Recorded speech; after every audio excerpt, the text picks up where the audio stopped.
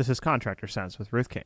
Welcome to Contractor Sense. Here you discover ideas, tactics, news, and information that matters to your contracting business and you. I'm your host, Ruth King. This episode is sponsored by Financially Fit Business. Get the business tool that makes your financial statements come alive and turns data into impactful graphs that help you see what's going on with your business. Go to www.financiallyfit.business and get started today. Thank you for joining us. Here's how we will help your business and you. Is training really worth it? What are the short and long-term tangible benefits for you, the employer? My guest today, Spencer Pope, who just got a promotion to the Manager of Technical Support and Training with Bradford White, will give you examples of how continuing education in the trades directly impacts contractor success. Spencer, congratulations and welcome to Contractor Sense. Well, thank you so much. I'm excited to be here. My pleasure. So tell me what you get to do in your new role. Well, a lot of what I was doing previously, thankfully, which is something I enjoy. Helping people is the stock answer, but I get to support customers who contact our call center if they're looking for information, part numbers, troubleshooting, sequence of operation. And then on the training side, we focus on learning new hands-on skills, establishing ROI for training. So yeah, that's a little bit of what I do is supporting contractors in troubleshooting and fixing water heaters. Yeah. I've been to the training site, just outside of Nashville, and it's amazing. You guys do a great job. So, and a lot of it's hands-on too, which is important from my perspective. Outside of Middleville, Michigan. Yep, that's where I'm at right now. Okay. So it's, but think about, they send their techs, field personnel to training. It's an investment for the employer. What do they get out of it? That is a great question. And sometimes that's one of the hardest questions to answer. Where I usually like to start with that is a confident technician can provide better customer service. They can increase their efficiency on each job site that they visit. And so ultimately that translates to more customers helped. And we can unpack that a little bit. We've got some metrics that we use when we do the hands-on training. But sometimes that is the biggest challenge, I think, helping a business owner or helping a particular plumbing or service outfit, whether it's new construction, I suppose, or service, helping to establish what it really means to have that training. My sense of it also is they look at it and say, okay, I'm going to be spending X number of dollars and everything else like that. They don't, from what I've seen, is they don't often, unless I've beat it into their heads, talk about how much revenue has to be generated for this particular individual to go to training. And it's generally not that much. I mean, it can be done in 1 or 2 water heaters or, something along those lines. And if the intangible one to me is, okay, suppose you actually take really good care of a customer, don't make them mad, and they come back. Oh, I agree. 100%. Yeah. And even on the cost side of it, I would push back a little bit because of the technologies we have today, because of the different modalities that we can apply training in. And a few examples would be things like self-guided e-learning or video content that's on demand, scheduling live virtual sessions that are more bite-sized, maybe a half an hour or an hour. One of our big goals as a manufacturer in the training space is meeting the learner where they are at. And probably the best solution, especially the most cost-effective solution for a business owner, would be a hybrid approach that utilizes some of those things that maybe we're not talking about having to travel somewhere and put hands-on equipment or spend too much downtime. That's going to be a big concern, of course, for any business. So yeah, it's a hybrid approach using a few different techniques to meet the learner where they are. And if we look at I look at my daughter who's now, in her 30s, but they grew up, using video and all those sort of fun things. And that's what they enjoy. So if we can make it so that they absolutely enjoy it. And I think there's enough headsets, VR headsets out there now that allows them to actually almost do tactile type things. Oh, I And agree. training. I agree for sure. And My wife, she actually pursued a nursing degree during the pandemic, and so she did most of that remotely and through virtual classes. I can't wrap my head around that, but certainly if those fields can embrace these things, I think the plumbing and heating and cooling fields can embrace it. And one of the things that we learned when we were exploring live virtual presentations was moving away from a format where the presenter is doing all of the talking and presenting sort of a guided PowerPoint, and moving more to something I've heard described as distance learning. And what that tends to look like is the students, maybe they're in their shop and they have parts, components, maybe if their shop has the ability, actual live fire heaters in front of them. They've brought their own tools, their own multimeters.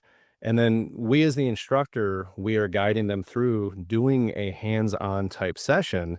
We're just doing it at a distance. So the instructor's at a distance, but the students are still getting hands-on. So distance learning is really a cool way that we can use some of the technology from virtual sessions and translate it to an industry where we do have to turn a wrench at the end of the day. Yeah. It's almost like, I'm sure you've heard of the distance learning that doctors are doing in areas like they'll be in one place and there'll be somebody that they're guiding or some machine they're guiding somewhere, hundreds or thousands of miles away. Same type of thing. I mean, Yes, exactly. if the medical field can do it, we can do it. I mean, Certainly. yeah, we're not dealing, well, we can be dealing with life and death, but we're not dealing with somebody's body and cutting it open. Let's put it that way. Yep, yep. And it's interesting we're making these analogies to the medical community. One thing I've heard in the past that really resonated with me was you could say plumbers aren't typically called first responders, but I'd like to think of them as first preventers. And as first preventers, they really do protect the health of the nation. They are really critical to making health facilities function, to making sure that we have heating and cooling, making sure, of course, we have clean drinking water. And so I think some of these analogies are fairly apt that, if they can get the training they need to do the best job they can, I think everybody benefits from that. All right, absolutely. So, Spencer, if somebody wanted to get in touch with you or in touch with Bradford White to see what the training availability is, how do they do that? Well, the best way to do that is through our For the Pro platform. It's forthepro.bradfordwhite.com, or we also have an app, the For the Pro app, and you can contact us. Really, you can begin pursuing some of the training things like on-demand video straight through the app or straight through the website, but you can also set up self-paced e-learning. You can contact us for training at your shop or in your market, and then, of course, the big one would be traveling to Middleville, visiting us at our 5 million BTU state-of-the-art live fire lab in our International Technical Excellence Center and spending time doing break and fix there. So everything is through our platform For the Pro. All right, sounds good. We'll be right back. Thanks for listening to Contractor Sense. Thank you for listening to Contractor Sense. Here's my holiday gift for you. Try Financially Fit Business. Put 2 years of your monthly financial statements in the software and see what they're telling you. We'll take you through the process and review your financial graphs with you on a Zoom call. Make sure that your company is financially healthy starting the new year. Your investment, only $299. Call me at 770-729-0258 or Ruth King at hvacchannel.tv. I'll send you the simple list of what you need to send me. If you are using QuickBooks Online as your accounting software, you don't have to send me anything. This is an $800 value for only $299. You save $500. Hurry, this offer expires January 15th, 2026. It might be the best investment you make all year. We're back. Thanks for listening to Contractor Sense. Spencer and I have been talking a lot about training, and let's talk about, we've talked a little bit about Bradford White's role with respect to training. We've talked about some of the costs. We've talked about some of the ability to actually do it virtually and, distance learning and those types of things. Where do you see that training is going long term? Do you actually see that, your facility in Michigan is going to be used less and less and less, or do you think more and more people are going to go to that? Or, hybrid what? That is a great question. I wouldn't foresee our facility in Middleville being used less, but I do see a higher demand for training. And I think just being clear-eyed about it, it's impossible to get all of the individuals we'd like to get here to Michigan. And when we talk about ROI, it's a tough sell sometimes to say, hey, sideline some of your best workers to travel and do a session in a different state sometimes. And so I think that goes back to what we mentioned earlier, which is that hybridized approach. Mm. It's something where as training needs increase, and there are lots of reasons why the industry is facing an increase in the need for training. But I think as that happens, that's where we can start to say, hey, let's meet people where they're at and reach them with some of these other methods that we have available, including doing it in their shop or in their market. But yeah, it's something where I think that in all modalities we have available, we will continue to see an increase. Do you see training and please correct me if I'm wrong, most of the training I've seen Bradford White do is the technical nature. Do you see any of it really going to soft skills or not?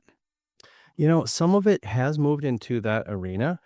And I think that maybe because of the training needs for our industry overall have increased so much. If you look at the U.S., we're expected to see a shortage of 550,000 plumbers by 2027. And you compound that with the fact that the average age of a master plumber is 58. Yeah. Oh my gosh.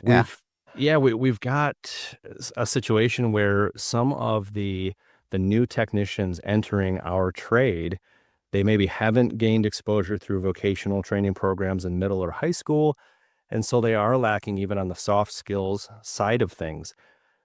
Part of being a technician, and even when you talk new construction, part of your presence on a job site is that of a salesperson. And so an example of that would be from our end as the manufacturer. We host sessions with some industry groups like the UA or PHCC. We host instructor training programs that convey adult learning techniques and retention-based training so that professional instructors have more ways to engage with their students. So Bradford White isn't just looking at how do we do the technical training side of it. We do try and capture some of the soft skills and some of the adult learning side of it as well.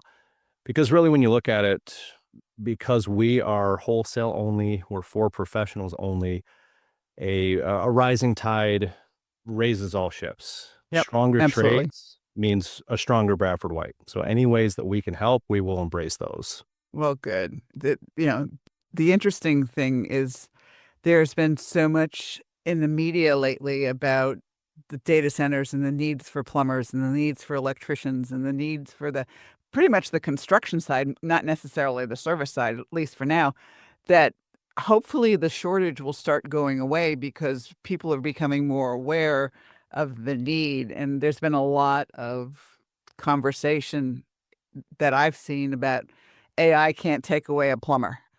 Yeah, yes, I'd agree with that. And even as we gain exposure, or even as we call attention to this topic, and when we do start to see an influx of the talent that we desperately need right now, if you look at the fact that product is becoming more complex, water heaters and boilers are gaining in complexity just due to legislation and code. You look at new construction projects that are running on tighter budgets than ever before, tighter time constraints. And so on the job training is going away, I think, as we look into the future. And that's where we as a manufacturer can step into that gap. And as we gain that new talent, we can really play an instrumental role in getting them up to speed and improving the industry. Yeah, wouldn't it be really cool that you say, okay, we have this particular job. This is what's going on. Let's practice and use Yes. it virtual reality to do it. That would be really Yep. cool. Yeah, and when we do our whether it's distance learning or it's the in-person stuff, we really try and hit on the different learning styles: visual, auditory, kinesthetic, and yeah, when you look at augmented or virtual reality training, you can hit on multiple learning styles using those tools. And so yeah, it's like I've said a couple of times now, the hybrid approach is going to be the way to go. Absolutely. So do you think, yeah, obviously AI can't take a plumber or, can't replace a plumber, but do you think AI is going to affect how we do the training or how Bradford White is going to do training in the future? Or are there going to be avatars or are we still going to have people? Well, I suspect we'll still have people, but I think AI is a great tool. I think that it's something that it will certainly supplement our abilities. It's something that we're already utilizing on the tech support side of things, more as a way to, if we look across the breadth of our product offerings, we have something somewhere north of 3,000 SKUs just for Bradford White's products. And then we have our subsidiaries. We've got Lars and Electro and others. And so when you look at the large body of information, it's important for us to utilize AI tools so that we can comb through those things. And so on the training side, I think that we'll continue using tools like that to supplement what we do and help us be better. Cool. Final thoughts. Final thoughts. I think that training strategies will continue to evolve, especially as we gain that new generation to the trades. I think that it's incumbent on all of us to explore new technologies and new ways to pursue training, whether it's something simple like defining a BTU, all the way up to how thermal efficiency can affect the design of a heat exchanger or how to set up venting. And I think ultimately the way Bradford White has positioned ourselves to help every way we can, whether it's via the app, on your smartphone, on your iPad, whether it's on-demand content, self-guided content, or whether it's hands-on and in person. I think that utilizing all the technology and all of the different methods you're able to will mean a better future for plumbing. Very good. Give us the app again so that people can download the app and get information on training and technical things. That is the For the Pro app, or if you want to visit the website, it's forthepro.bradfordwhite.com. And download the app and start training. Spencer, thanks so much for being with us. Thank you. And thanks to all of you for joining us. Choose one thing that you discovered and implement it in your business. These ideas, tactics, and strategies help you make more money, have more free time, and give back. If you like today's program, spread the word. Please review this podcast on any device you're listening to it on. Help a fellow contractor make more money too. For comments or questions, call me at 770-729-0258 or email Ruth King at hvacchannel.tv. Thanks for listening. Have a great and profitable day.